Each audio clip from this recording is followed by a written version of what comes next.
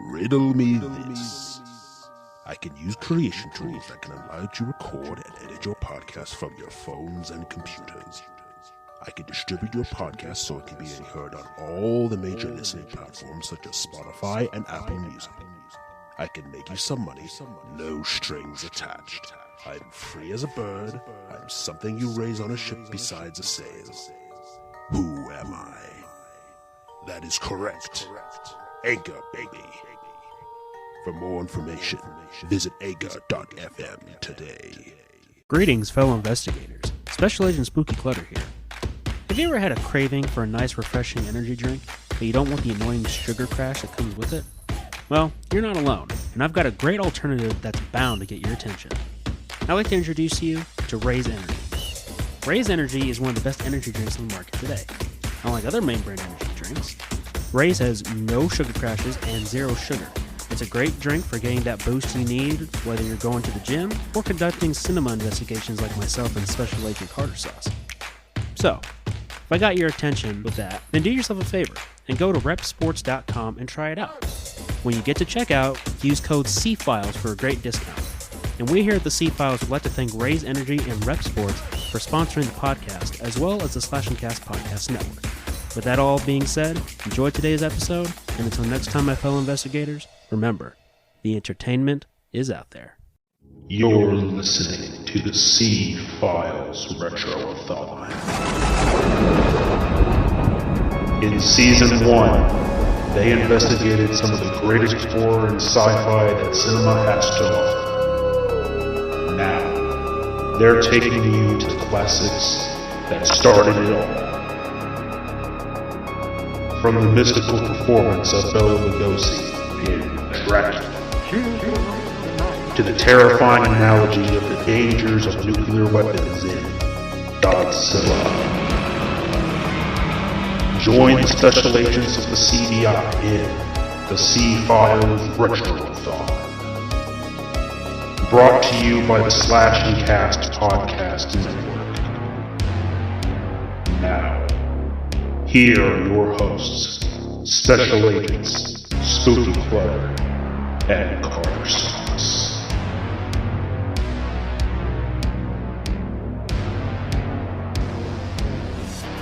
Greetings, fellow investigators.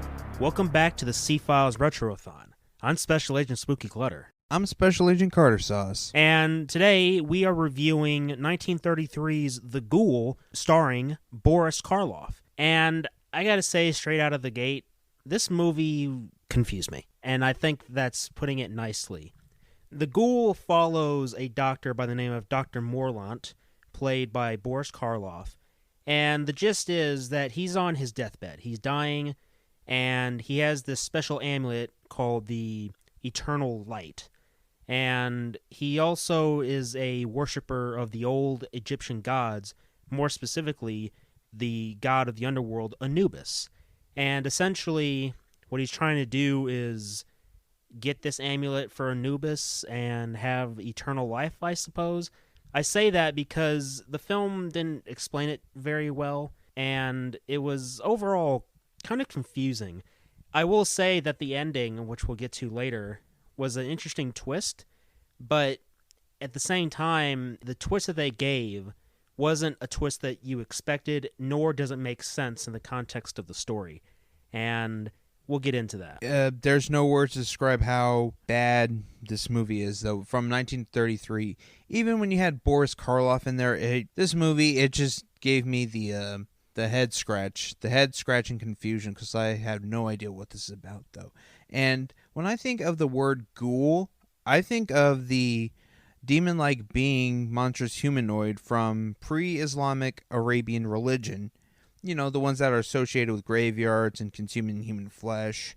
You know, just something coming back from the dead, though. But I thought it was true, though. But when you think, like, they got some of their homework right, but it was just a big fucking mess. It was like, okay, this movie makes no fucking sense. It was like someone trying to do their homework. Like, okay, I'll just put like 5% detail in here and then 95% bullshit, because it was how should I say, je ne sais drop dead. Yeah, this movie was very confusing. When Dr. Morlant is resurrected or rises from the grave, if you will, earlier in the film, he explained that when the full moon is out and the light touches the door to his tomb, then he's going to rise up. And I gotta say, as a side note, with the amount of Egyptian stuff in this film, you could have easily said this is almost like a Mummy sequel in a way, even though Dr. Morlant, played by Boris Karloff, was not playing as a mummy. There was still enough Egyptian artifacts and things that could say, oh my god, this is almost like in the Mummy universe, because you have Dr. Morlant worshipping Anubis, and even his own casket was an Egyptian sarcophagus. And I thought that was really cool, because 1 year earlier, Boris Karloff played in The Mummy. So I thought that was a nice little Easter egg or homage. And it's also important to note that this movie wasn't done by Universal. It was done by, a British studio. And that is interesting because Boris Karloff is actually from the UK. So he's kind of like back in his homeland, if you will, doing this film. So Boris Karloff, or Dr. Morlant, gets raised from the dead, and then he starts wandering around trying to find this amulet. At the same time, in the beginning of the film, you had this setup where you had this Egyptian guy come up, and he's talking to this other guy who's a friend of Dr. Morlant, and the Egyptian guy is saying that he wants the amulet of eternal light back. And Dr. Morlant's friend is like, well, I don't actually have it anymore. I gave it, or I sold it to Dr. Morlant. So they go together to find Dr. Morlant, and Dr. Morlant has now died. And for the first, I want to say, hour of this film, well, maybe like 45 minutes. 45 minutes of this film centers around getting a whole bunch of other people to Dr. Morlant's mansion. This includes his nephew, these two random women, the butler, what I assume is Dr. Morlant's attorney, and then the Egyptian guy and Dr. Morlant's friends show up, and there's like this whole collaboration where it's kind of like the haunted house or House on Haunted Hill, where you have a bunch of random strangers come up to this ominous, dark house, but only one person actually dies in this movie, and it was the Egyptian guy that wanted the amulet of eternal light back. He's the only person that gets killed in this film, aside from Boris Karloff's character, Dr. Morlant, and it was really, really unusual. I really wasn't understanding the motivation for Dr. Morlant. As I said earlier, it wasn't really explained very well, and his worship of Anubis was the only thing I could really get, aside from him wanting the amulet. And he actually wanted to be buried with the amulet, but his butler, I guess, took it before he was buried. And I don't know what he was going to do with it, but he took it, and he was hiding it in several different places, which were very bad places to hide a very expensive amulet. My thoughts exactly. The first place he was hiding it was in a matchbox, which is sort of clever, but not too clever, though. And then you hide it in a coffee jar, and a jar of coffee, like one of those old-fashioned like jars that says coffee, flour, tea, stuff on it. And then he just moves it around. And then he hides it in one of the girls' suitcases. It's basically a weird game of it's like that weird cup game, you know, where you have a ball, you have 3 cups, and you put a ball under it, and you just shuffle it around. It's just that confusing, though. You're just hiding it in multiple places, which is smart, but in really bad locations, though. Only you should know where they are. And like Spooky Clutter said about everyone coming to this mansion, like sort of like a weird representation on the house, on the haunted house on Horror Hill, which... The House on Haunted Hill. The House on Haunted Hill, thank you. My bad, I got those names mixed up, which is weird. It just made no sense, though, like... Who the hell are these people? It's like, okay, so we need to have a story plot. What do you got? Let's just throw a bunch of random people in a dead guy's house. Okay, fuck it, just works for me. And so, one of the characters I really, really, really, really hate is one of the characters is actually the Dr. Marlon's nephew's girlfriend or ex-girlfriend's roommate.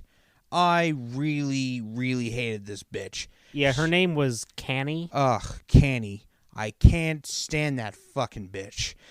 Her voice, she's just like this obnoxious fangirl type thing, like, oh, what's it like to be, did you ever meet a sheik? Did you ride those fancy white horses and stuff like that? You know, she's trying to be, like, she's from the UK, but she's trying to be all southernish, and she's trying to have, like, this weird fantasy, and it's like, oh my god, please just fucking kill me. And the guy, this Egyptian guy who's trying to get the eternal light back is like, yeah, I am so done with this bitch. Yeah, the guy that you're referring to is Dr. Morland's friend, and his character's name is Aga Ben Dragon or something to that effect. I will just call him Dragon. So Dragon, he's like, okay then. He's like, so he's just doing this facade until basically and there's a funny moment in there when he escapes though, and he reunites with Canny though, who got scared out of the library, and so he decides to do this funny thing that was like, okay, face me, close your eyes for 10 seconds, and don't speak for 10 seconds.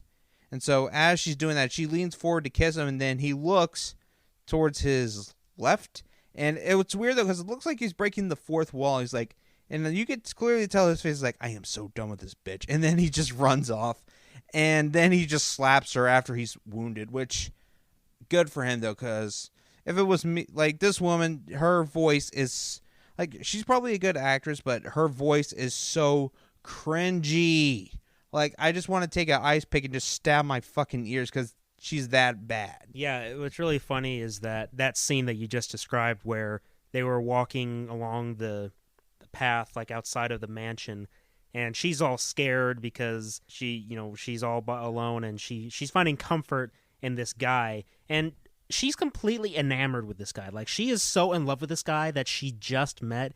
It's so unrealistic and cringy. I don't know what else to say about it. It's so notice weird. me, senpai. Yeah, right.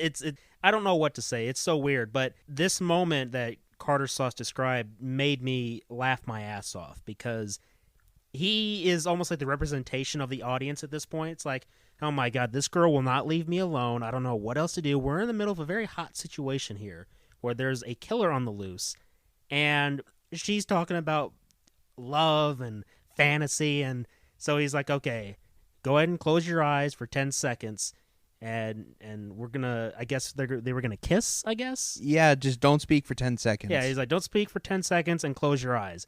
And so she does that, and it's like breaking the fourth wall because he looks to his left and to his right. He's like, oh, I'm out of here. Utterly hilarious. This movie has got to be seen. We're talking about how bad this movie is, but you have to see it to believe it. You have to experience it like we did. You can listen to us review it, and that's great. Just make sure that you watch this movie. You could watch it with your friends while you're shit-faced drunk, or you could watch it while you're high as a kite. Bored, or high as a kite, yeah. So, but just watch this movie because it is just so ridiculous. And we talked earlier about the twist ending, and I want to explain that. So, throughout the film, you have this character who's a priest, and he went up to the mansion earlier in the film after Boris Karloff's character died. And he said, essentially, that he wants to perform Boris Karloff's last rites to kind of like send him off properly, have like a proper Catholic burial, if you will. And the butler's like, no, dude, get the hell out of here. And he's like, okay, I'm going. So then later on in the film, when everybody's at the house, the priest comes back, and then he kind of just screws around with everybody. He's like, heathen gods and Egyptian this and that. Basically, he's just being a Christian guy talking about how the pagan gods of Egypt are all bad and whatnot. So then eventually they essentially kick the priest out. He's like, get the hell out of here. We're done with you. So towards the climax of the film, we see Boris Karloff giving the amulet to the Anubis statue because, he was worshiping Anubis. So he had that statue in his bedroom in the beginning of the film, but then now it's in his sarcophagus, or it's in his tomb. And he's essentially he's performing like a ritual. He takes this knife and he carves an ankh into his chest and then gives the amulet to Anubis. And we see the hand of Anubis like curling up and taking the amulet. And then all of a sudden, Boris Karloff just clenches his heart, falls over, and dies. And as another side note, what an anticlimactic ending for Boris Karloff. You know, it kind of reminded me of The Mummy once again, because at the ending of The Mummy, you had the statue of Isis lifting up her hand and burning the scroll of Thoth, and that killed Imhotep. In this case, though, the hand grabs an amulet, the statue of Anubis, and then Boris Karloff just dies. And that confused me. And then we see Dr. Morlant's nephew and one of the women that he was with show up, watching all of this happen. And then they notice that the hand of Anubis that had the amulet sinks back. And it turns out that there was some guy hiding behind the statue of Anubis. Somehow, some way, he had his hand stuck in there. And then it turns out to be the priest. The priest did it. You know, you make a joke like, oh yeah, in Clue, it's like it was the butler. The butler did it. No, this time it was the priest. And I have no idea how and why. In the film, they never pointed to the idea that the priest wanted this amulet. We understood from the beginning of the film that it was the Egyptian guy and then Dr. Morland's friend that were on this mission together to go get that amulet, but we never had a hint that the priest wanted it. So the priest just shows up out of nowhere and wants the amulet for himself. And then Dr. Morland's nephew and the priest have a little bit of a fight. And the nephew grabs a jar and chucks it at the priest, but the priest is bent over for some reason, and he gets hit in the head with the jar, and he's unconscious. So then they're trapped because the Egyptian guy from earlier, or the friend of Dr. Morland's, shows up at the tomb. And he is like, okay, I want the amulet, because, you know, that's what he was trying to do the whole time. He wanted that amulet. So he shows up and essentially traps the nephew and the woman in the sarcophagus, and then the sarcophagus starts being lit on fire from the inside because there was a tomb. Yeah, the tomb. Sorry. There was a lamp, I guess, that had these flames. Like it was the. How would you describe it? I think it was like a chandelier, like one of those. I think it's like a torch holder, like, you know, or like a candle type thing, or. I forgot what they were called though, but I do know that they hold like a torch or something, or they hold like a or like I think they're called like wall lamps or something, or ceiling lamps. Yeah, lamps, oil type lamps. Yeah, and as another side note, I actually liked the style of that lamp. It was like in the shape of a snake. It looked pretty cool. But so anyway, the lamp falls over and it lights the tomb on fire.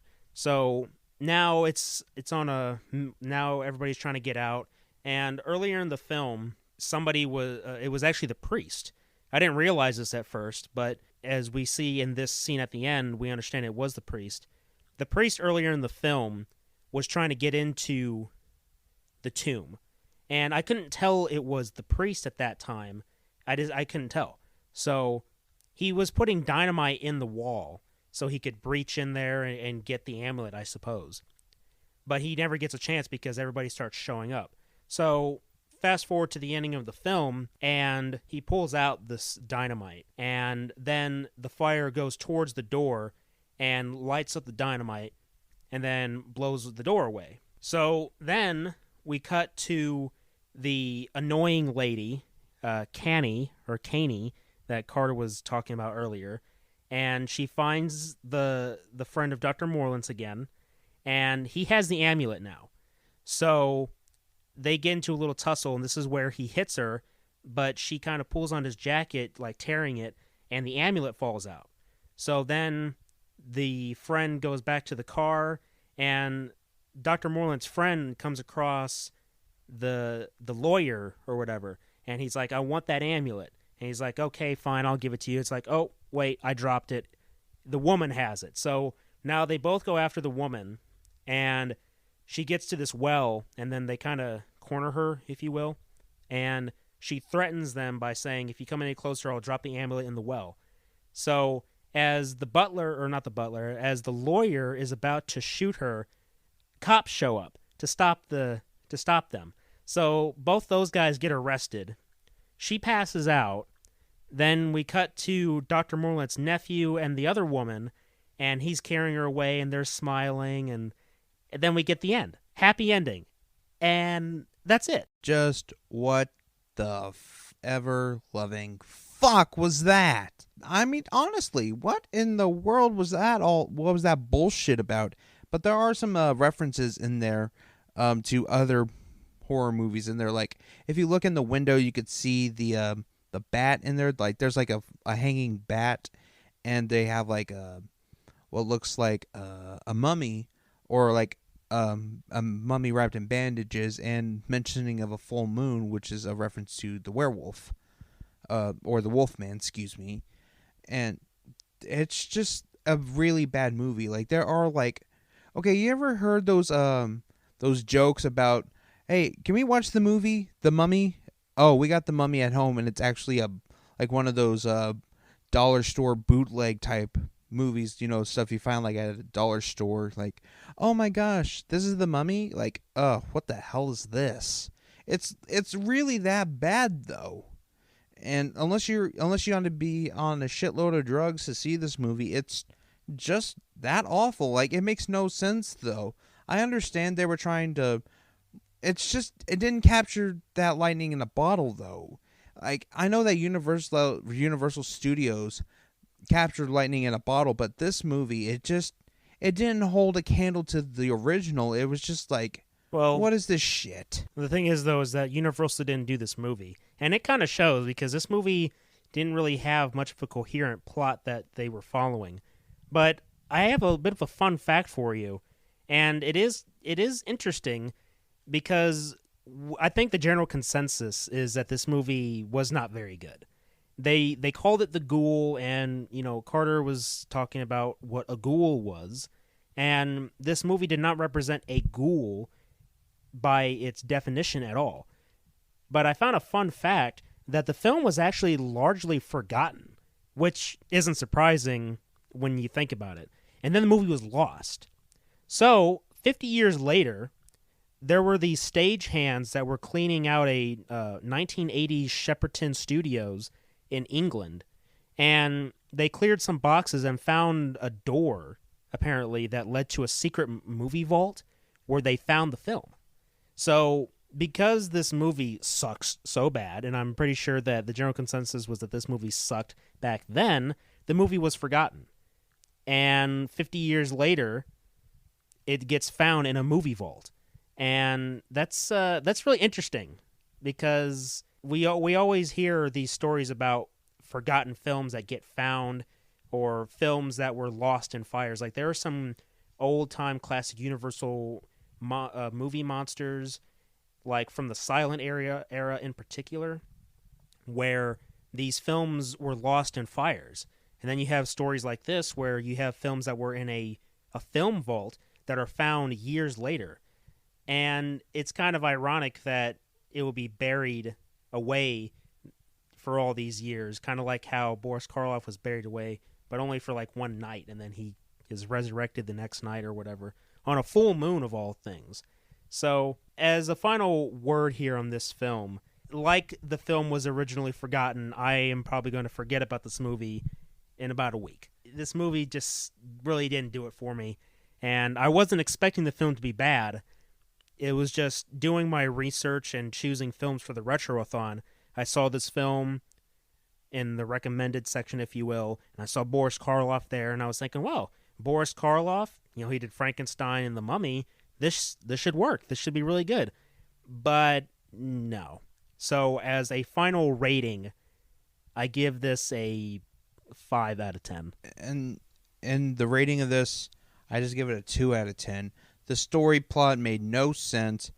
The direction of the characters, like, the plot made no damn sense. There are some moments in there where I just like, what the fuck am I watching? And the fucking candy, I fucking hate that bitch again. And to whoever found this in the vault, Why couldn't he just find it, watch it, and then, okay, this movie's bad, and just burn the damn reel? Right. I agree. But that concludes our interview for this really confusing and crappy movie. I'm pretty sure that this is going to stick with us. I know I said we'd probably forget about it in a week, but the Caney character was so cringy. I'm not going to forget about this character. And in fact, if we ever, in the future of our movie reviews, if we ever come across a really bad female character, we'll refer to her as a Caney. Let's start making that a thing. So the next time we see a really bad female character, it's like, oh my God, here's another Caney. Another Caney again, boys. You know? My thoughts exactly. That's what we're going to call them. So thank you guys very much for tuning in again. I'm sorry that this movie sucked so bad. I really wasn't expecting it. But it was still fun. You know, we like to watch bad movies too, because we always have fun tearing them apart. That's par for the course when it comes to film reviews. You come across the really good films, then you come across the so-so decent films, then you come across the really bad films like this one. So with that all being said, thank you guys very much for listening. And until next time, remember, the entertainment is out there. Fuck you, Caney.